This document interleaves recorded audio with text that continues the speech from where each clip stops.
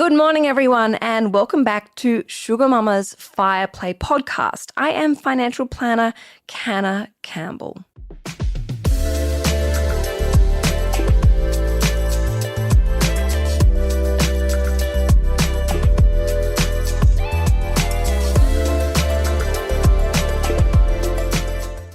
Welcome back, everyone. A quick reminder, please make sure you are subscribed and following my podcast channel, Sugar Mama's Fireplay, because every Monday morning, I love to know that I am helping you start your week ahead on an inspired, motivated, and educated note when it comes to achieving all of your financial goals and dreams. Now, a quick reminder, we're going to be talking about, obviously, financial goals, strategies, and how people are getting ahead financially. So please remember to always refer to my general advice, warning, and disclaimer. Everything here is for your educational purposes only, and perhaps a little bit of motivation and inspiration along the way. Right, so we're in for a treat this morning. We are chatting with Pablo and Queenie. And we're going to be asking them how, as a young couple that have lots of great financial goals and dreams, how they do money together, how they do money harmoniously, how they help support each other, and how they make sure that they are heading in a direction that they're both happy with. All right, good morning, everyone. How are you, Queenie? Yes, good. How are you? Thank you so much for having me on the podcast.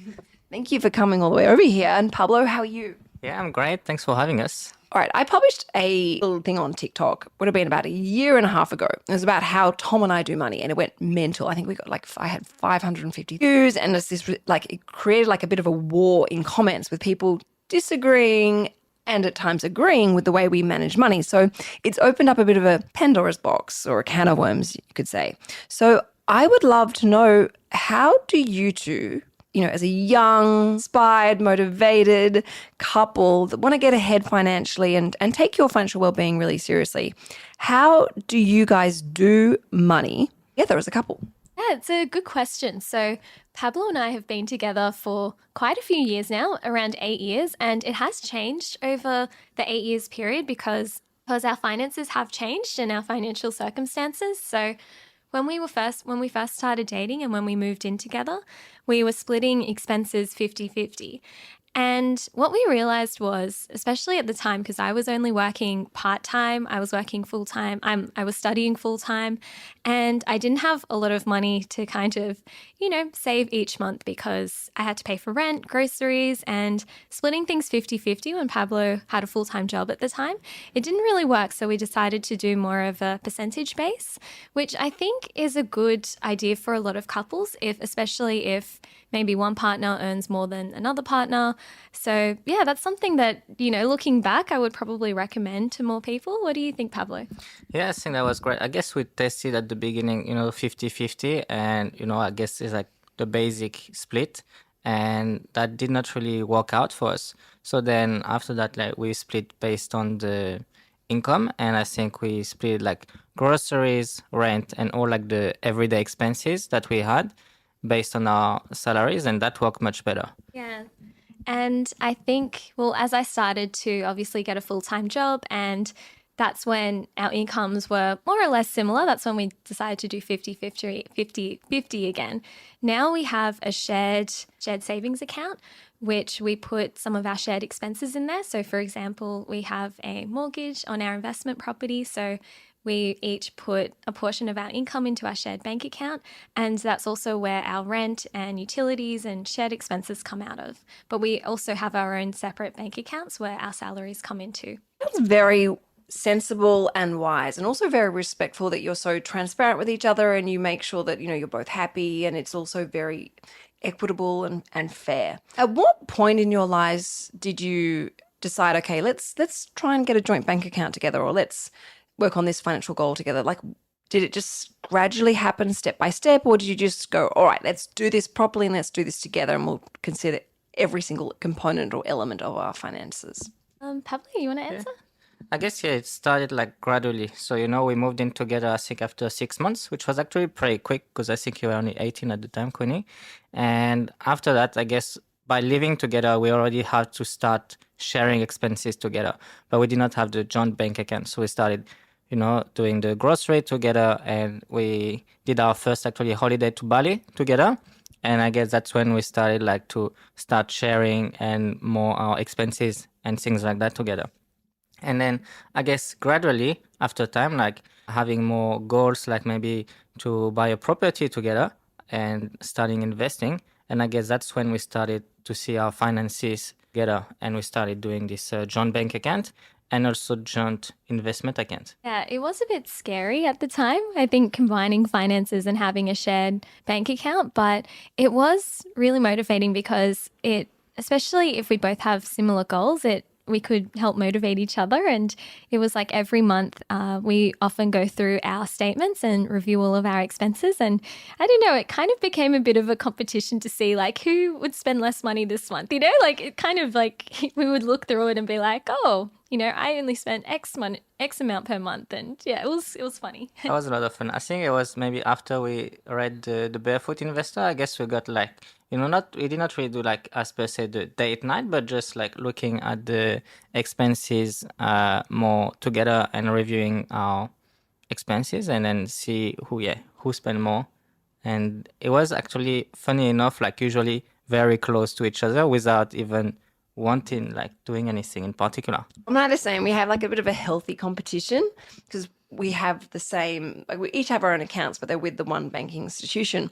So we can see exactly what each other are doing. And so, if say it's a Saturday night and I'm at home with the kids, I can see him like buying rounds of beer at the pub. Or the classic is when I catch him out, he's like, yeah, honey, I'm leaving in 5 minutes. I'll be home shortly. I'll be.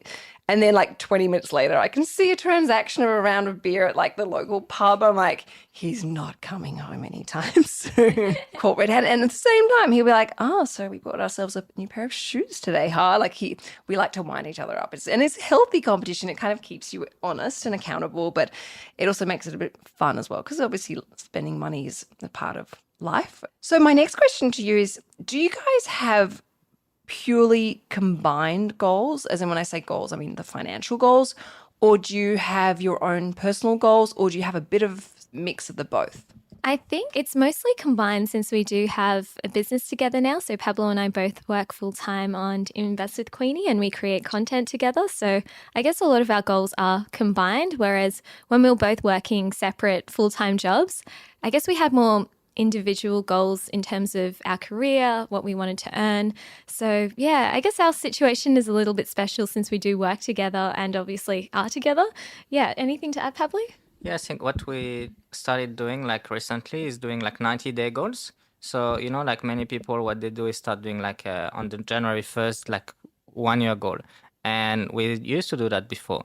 And then what we realized that, none of our goals are getting done, or 1 year it takes so long to actually get it done. So what we did is like we were talking to that person who recommended to split it in 90 days, and 90 days is enough time to achieve your goal, but also like short enough that you can do so many goals in the year and achieve so much more than just 1 year goal. So we had like this, for example, getting an office was one goal, going on a round the world trip, having our first employee, maybe having like a kid next year. Obviously, that's going to take 9 months, not 90 days. But yeah, so that's basically how we do goals. And I think most of our goals are aligned. And also, I guess we have similar personal goals, but all aligned with the same vision. I'm obsessed with goal setting, and what I do is I make my deadline the 1st of December 2023 or whatever year. And the reason why I make the goal deadline that period is because for most people, including myself, we tend to be exhausted by the time December comes. We know we really dropped the ball. The focus is now like wrapping up the year, end of year festivities and catch-ups. So then when I work at my goal and make it that date, I then put a whole pile of mini goals along the way. And my goals are a mixture of weekly goals and monthly goals that are all in alignment to that one big goal with that deadline of the 1st of December. And I find that it really helps the momentum keep going. And I read my goals all the time. So I'm a goal obsessed here. Now, how do you guys agree on splurges? Like, say, Queenie, you see something really pretty, whether it be like a dress or a pair of shoes or like a piece of equipment that's not business related. Like, say you see something, even like a piece of jewelry. How do you guys agree on something like that? Or maybe Pablo, maybe you see a piece of sporting equipment, or maybe you see a beautiful suit or something special. How do you guys deal with that? Oh, good question. We definitely like to talk about our purchases, and something that we're both in agreement on, it's basically buy something once, but then buy it forever, or buy something that's really good quality, even if it does cost more money up front. We're grateful to be in a position where we can actually afford to spend money on good quality items rather than, I guess, quantity but cheaper quality. So yeah, we talk through our purchases, just say why we'd like to buy it, and we also do like to sleep on our purchases. So instead of just immediately seeing it in the shop window and then buying it, we'll look at it, maybe think about it, go home, have a sleep on it, talk to each other about it, just to make sure it's not an impulse purchase and we won't regret it later. But yeah, that's how we like to do it. Pablo, anything to add? Yeah, I think that's what we do. Like we basically like sleep on it, and I think that really helps to not do like impulse purchase because you're always like, oh, you see this online and on your computer, add it to a cart, already buy it. It's already too late. You already got it in your home. So if you sleep on it, like and talk about it, I think that really helps us to purchase what we really want and need, and something like a good purchase. But obviously, like we do spend sometimes like splurge on stuff. I think for me, maybe like tech equipment, and I justify it with, oh, Queenie, it's for the business. If we buy like a new camera, a new microphone, or something, I'll be like, yeah, Queenie, we're gonna make more money from this purchase. And of course, maybe we will, maybe we won't. But that's, I guess, my splurge. You, Queenie, I think maybe on beauty. I guess beauty and clothes. And the way I justify it is I'm on camera, so I need to look nice and presentable. I think we always find ways to justify things. What about you, Canna? I think my handbags are my splurge, which you've obviously seen in my wardrobe. That's my splurge, and I get one splurge per year, but only if I've achieved my goals. But I always talk them through with Tom, and I say like, this is what I'm thinking of buying, like just letting you know this is what it's going to potentially cost, and this is what I'm doing to save up, so I'm not taking money out of the redraw facility or the offset account, or he knows exactly where it's coming from that I've saved up before I buy. But I'm a painful shopper. Like I know you said you go home and sleep on it. I am so bad. I'll have to go back like 4 or 5 times back to the shop and try it on, and I'll have to like jump online and look at how that item is used and maybe what's better and where's the best price to buy it. Like you never want to go shopping with me. It's annoying. But yeah, no, I'm very similar, and same for Tom. Like if he's saving up for something really important at the moment, and he lets me know what it is and what he's saving up for and how far he's going, and even I might say, well, okay, let me help you along the way with that to make sure, because we're a team. We've got 3 kids. We make sure it happens, and we both support each other, because I think it's healthy to have a few important splurges along the way. As much as I'd love to invest every single dollar, the reality is I want to make sure I enjoy my life and, enjoy the fruits of my hard work. So my next question for you is more of an investing question, and that is, what are your risk profiles, Queenie? So I guess our risk profile is definitely on the higher risk end of the spectrum because we're both young. I'm 26, Pablo is 31, and we do have a bit more of a higher risk tolerance because we know that we will be probably working for quite a long time and our money will be invested for quite a long time. Although we're not super, super high risk, I definitely still like to sleep at night, and I'm definitely not one of those people that just go skydiving on the weekend just for fun. Personally, that sounds a bit terrifying to me. But yeah, on the higher end risk of the spectrum, but we definitely don't put all of our eggs in one basket. We like to diversify our investments and just invest in things that we believe in, because I find that if you're just buying things just because it's the latest hot stock tip or the latest craze, you're probably not likely to hold on to that purchase for a very long time. And, that's obviously not a very good thing if you are looking to be a long-term investor. Anything to add, Pablo? Yeah, I guess we started mainly with like a very safe investment when we started with like a robo-advisor, and that was really safe. And, we invested 5,000 and then like maybe 500 or 1,000 every month, and that was growing slowly. And then after a year in, we made like decent return, maybe like, I don't know, maybe 9%. And that was pretty good, for the first year. And then Queenie was like, invested after a chat with a friend, she invested her first like maybe $50 in crypto. And then overnight, she made that 9%, maybe triple or quadruple that. And she's like, Pablo, why are we wasting time with robo-advisor when I can make this overnight? And then she started investing more and more and more. And then even like, I don't know if we withdrew some money from our robo-advisor or just invested more, but we just like our investment from like 4,000 went to 20,000, and that was amazing. And then we went on holiday, and then we came back, and 2 months later, that was like $2,000. And, that was a good learning. I mean, obviously, that was painful, but it was really good learning early on to see, that's what you get with higher risk, higher returns, but also higher losses. And that's what you have to be comfortable with.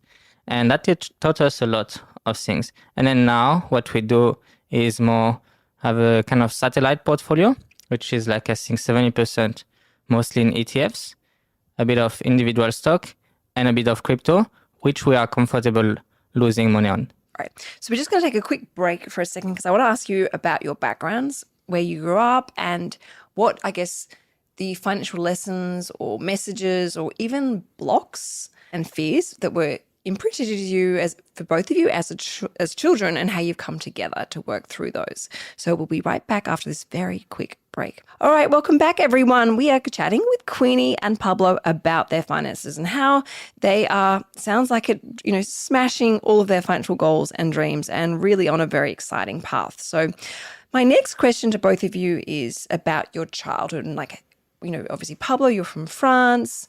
Queenie, you're Australian. And how, I guess, your childhood has directly impacted the way that you think about money and attract money and build money, and, how you feel about money, and then how you've come together as a couple. Because, and I sound like a really long-winded question, so apologies for that, but, obviously our childhood has a direct impact on who we are today and how we deal with certain challenges, and how we can either use those to charge us in a different direction or to hold us back.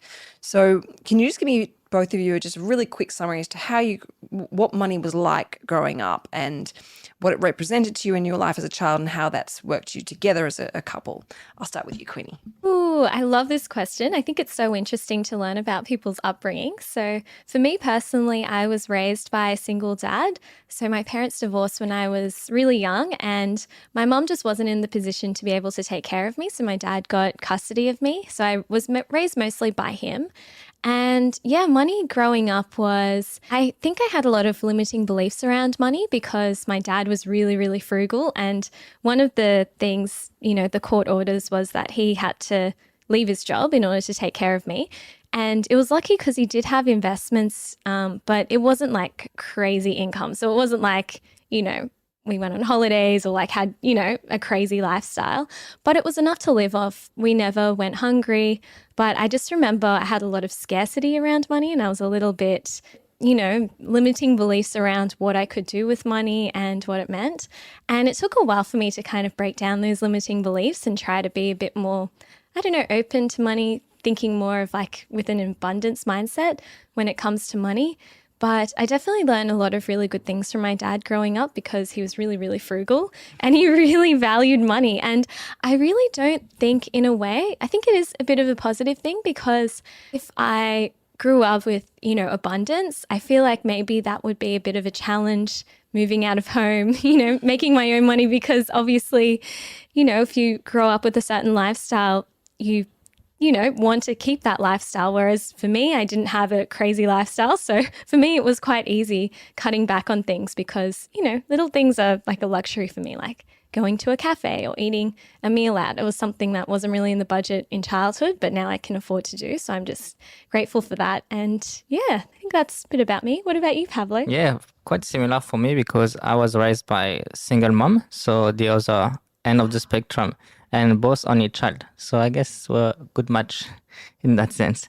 But yeah, so lived in Paris my whole life, not much money from my mom. She was working basically as an entrepreneur. She was fixing flutes and she had her own shop of repairing flutes, and she was doing that. And then, yeah, I think great memories. Obviously, we did not have a lot of money all of the time, but she always took me on holidays every like summer, and we will go in France, even if it wasn't so crazy fancy holiday, she always made sure that I was able to go to holiday, or I was able to do some activities, which was really good. And she taught me, I guess, like the money is important, but also like freedom, because, being now doing our own business, we have, even at the beginning when we started, we did not have as much money, but much more freedom with our time. And I think that's really valuable. And then how have you both kind of gotten on the same page together? Because, I mean, you've both been brought up by single parents, and, a single parent is probably one of the most powerful people in the world. I was a single mother for a while there, and it's tough. It's hard.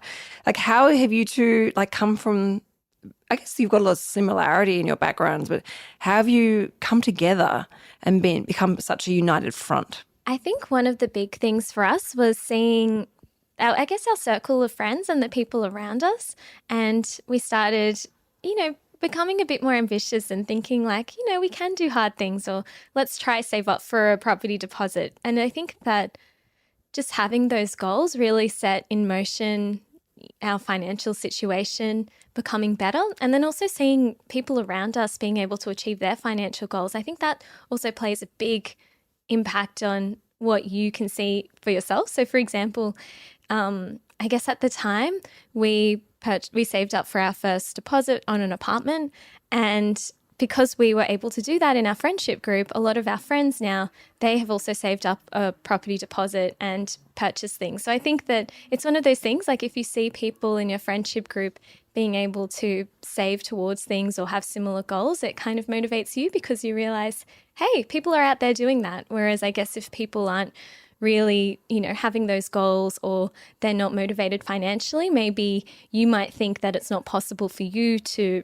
reach those financial goals. What would you say, Pablo? Yeah, I guess we try to educate ourselves a lot at the beginning because, our parents were good with money, but it's not really that they taught us much, like to invest or things like that. So I guess reading books, like every morning, going to work together, we are listening to some books, and that taught us a lot about how to save money and how it was possible to grow your money, and that compounded over time. Obviously, after like 1 month or 2 months or 1 year, it was just a bit more, but just doing that and saving as much as we could at the time, and maybe doing a few side hustle, get extra income, invest it. I think kind of you're like bartender and you're saving all of your tips and then investing it. And that was the same thing for us, like all our side hustle, all that money was like, okay, we're going to save that and then put it towards investment or property fund. And that really helped. Obviously, every day was a little bit, but after 1 year, 2 years, that was a lot of money. That came a long way. Thank you. What is your next big investment together? Oh, next big investment. I would say probably having kids. That's definitely going to be a big purchase. But purchase, I don't know, expense. Well, we also would like to purchase another property to live in, probably an apartment as well, but somewhere, yes, another property so that we can live in with a baby, which will be fun. And maybe potentially one day moving overseas for a little while, because I haven't really done that before. Pablo's obviously French from Paris, living in Sydney, so he's done the whole living in another country thing, but I would still like to do that in my lifetime for sure. What about you, Pablo? Yeah, well, together, I think that would be a good investment, like the baby. Good purchase. I don't know how much, what's the retail price, but if we can get it second hand, maybe it's more. I have 3. I can hand them to you. I'll give you a special 3 for the price of 2. How does that sound? And you can, if you don't like them, you can hand them back at the end of the day. I'm pretty sure you will, because they've just been screaming nonstop all long weekend at me. All right, as we start to wrap this up, As we start to wrap this up, what do you think is the most important thing for couples to think about, or maybe boundaries or rules that couples should put together in place up front when they start to combine finances? Like, what is so incredibly important for any couple going, right, let's start doing money together? I would say doing an audit of your current expenses. And this was really, really difficult for us to do at the beginning when we first started reviewing our purchases every month. It honestly is a bit shocking sometimes to see that you've spent $2,000 on coffees or something like that. It is. And you might feel a bit of guilt looking at it, thinking, where did all my money go? I can't believe I spent it on X, Y, and Z. But I think it's really, really important to review your expenses, see if there are any ways that you can save money, or if there's any kind of purchases that you're making that don't really bring you value in your everyday life that you could do without in order to save a bit of money. And just remember, try not to shame or guilt yourself when you do look at your expenses, because I think a lot of us might feel that. But just remember that you can only really get better from there. And I think it's important to just be honest with your partner about your financial situation, what you're spending money on, review it together perhaps, and then work out a way that you can move forward in your relationship and with your financial relationship too. What about you, Pablo? Anything to add? Yeah, I think talking to each other, I think it's the most important, because there is no one rule fit all, like this worked for us, but maybe for you and Tom, it was different. And for, other people, that's going to be different as well. So I think talking to each other and see what is right is going to be definitely helping you and being aligned with you agree on that's what is right for us. Okay, we can try it out for a month or 2 months and then see, revise after that. So I think constant communication, not just be like, that's how we do it, and then not talking about it. And, it might change the situation in 2 months, 3 months, And also, I guess for us, what really helped that we're really frugal, and we had like a same vision or goal with money. So we wanted to invest and have a property and maybe potentially reach financial freedom. And I guess we knew how to get there. The steps is like saving money, invest. And that really helped. I think if you have like one spender and one saver, that might be a bit harder, but it's also interesting because they can talk about it and say, okay, maybe the spender can start saving a bit more and see the benefit in that. And the saver can maybe enjoy a bit more spending and, splurging on handbags. I always love that question, the spender and the saver. And I'm like, hang on, where's the investor in that? Because I'm not a spender and I'm not a saver. I'm an investor. I love investing. I've been doing it since I was 18, 19 when I first made my first investment. So yeah, I totally agree with you. It's about education and, that perfect balance between the two, where you responsible and mindful with your money, but then you also enjoy it with a sense of balance. And my money mantra, or my shopping mantra, I should say, is only buy what you love, value, use, and appreciate. So, guys, thank you so much for coming on to today's podcast. I really appreciate it. So thank you so much. I will obviously link in my podcast notes Investing with Queenie's Instagram account, on her TikTok, and obviously all her other content. You can go and check it out for yourself. But thank you everyone for listening to today's podcast. Please make sure you are following my podcast and leave a rating and a review. Enjoy your week, everyone, and I will see you on YouTube on Thursday afternoon. Ciao for now.